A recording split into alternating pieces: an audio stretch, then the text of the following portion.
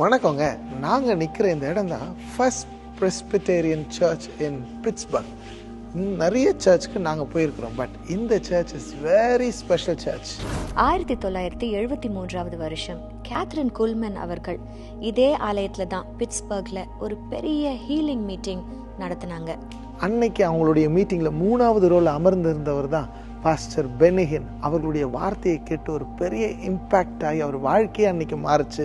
அது அவருடைய ஊழியத்துக்கு ஒரு பெரிய துவக்கமாகவும் இருந்துச்சு. கேத்ரின் குல்மன் அன்றைக்கு பேசும் பொழுது பரிசுத்த ஆவியானவர் குறித்து நிறைய பேசியிருக்காங்க.